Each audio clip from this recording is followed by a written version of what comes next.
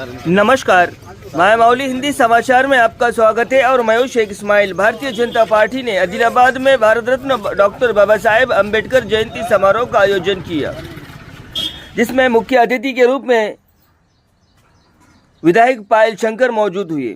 विधायक पायल शंकर ने कहा है कि भारत रत्न डॉक्टर बाबा साहेब अम्बेडकर का जीवन हम सभी के लिए एक उदाहरण होना चाहिए। गुलाम नागेश के साथ उन्होंने आदिलाबाद शहर के अम्बेडकर की प्रतिमा पर श्रद्धांजलि अर्पित की।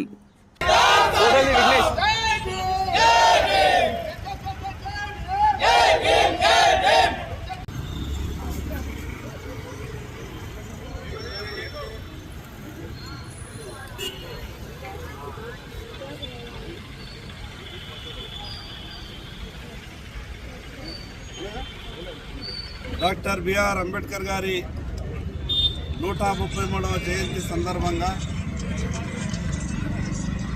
ఆదిలాబాద్ జిల్లా ప్రజలందరికీ నా యొక్క శుభాకాంక్షలు। ప్రపంచంలోనే ఏ దేశానికి లేనటువంటి రాజ్యాంగం మన దేశానికి ఇచ్చినటువంటి గొప్ప మహానుభావుడు। ఆయన రాసినటువంటి రాజ్యాంగం వల్లనే ఈ స్థితిలో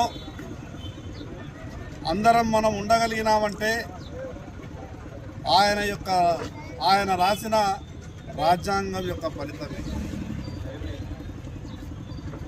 ఇంకా పూర్తి ఫలాలు అందాల్సినటువంటి అవసరం ఉంది।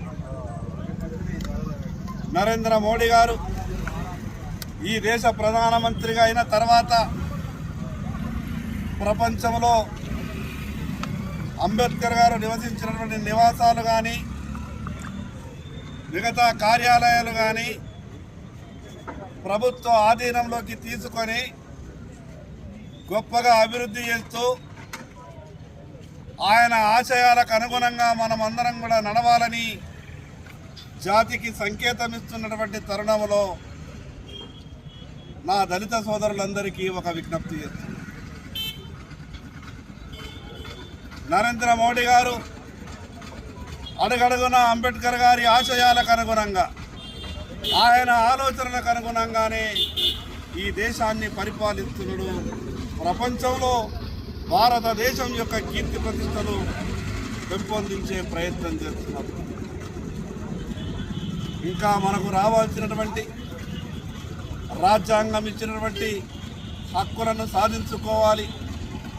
డాక్టర్ బిఆర్ అంబేద్కర్ గారు ఏ ఒక్క వర్గానికో కాకుండా నా దేశంలో ఉన్నటువంటి పీడితులు బాధితులు ప్రతి ఒక్కరికి న్యాయం జరగాలని, ప్రతి ఒక్కరికి న్యాయం జరిగే విధంగా రాజ్యాంగంలో అన్ని అంశాలను పొందుపరిచి ఈరోజు ప్రపంచమంతా కూడా భారత రాజ్యాంగం వైపు చూస్తున్నదంటే ఆయన రాజ్యాంగాన్ని ఎంత గొప్పగా రచించి మనకు అందించిండో మనందరికీ అర్థమవుతుంది।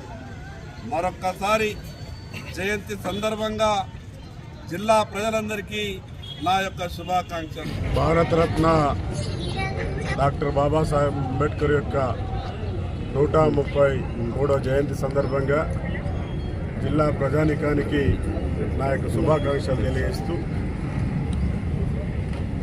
ఈరోజు బాబా గారి 133 జయంతి సందర్భంగా ప్రపంచమంతా కూడా ఈరోజు వారి జయంతిని జరుపుకుంటూ ఉంది। ఎందుకంటే మేధావి, ప్రపంచ మేధావి, అదే కాకుండా మన భారతదేశానికి అన్ని వర్గాలకి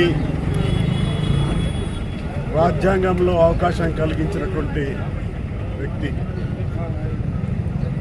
భారత ప్రజాస్వామ్య వ్యవస్థ ప్రపంచంలోనే చాలా ప్రజాస్వామ్య వ్యవస్థ ఈరోజు నడుస్తుందంటే అది కేవలం బాబాసాహెబ్ అంబేద్కర్ గారు మనకి ఇచ్చినటువంటి రాజ్యాంగం ఏదైతే కాన్స్టిట్యూషన్ ఉందో అది ఉండడం వల్లనే ఈరోజు ప్రపంచంలో మన దేశం వైపు చూస్తా ఉన్న ఇన్ని 140 కోట్ల జనాభాలో ఏ విధంగా ప్రడవిల్లుతూ ఉంది అనేది ఆశ్చర్యం గురి చేస్తూ ఉంది। ఎందుకంటే అది బాబాసాహెబ్ గారి యొక్క గొప్పతనం।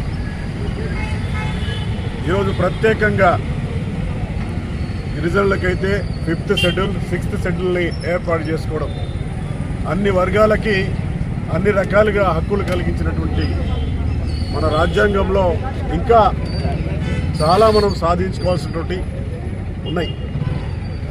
ఈరోజు ఎందుకంటే పేద వర్గాల వారికి ప్రధానంగా ఇప్పుడు కొందరు నిన్న కూడా నేను చూసిన భారతీయ జనతా పార్టీ మళ్ళీ వస్తే ఏదో రాజ్యాంగాన్ని మారుస్తారని చెప్పేసి పిచ్చి కూతలు కూస్తూ ఉన్నారు.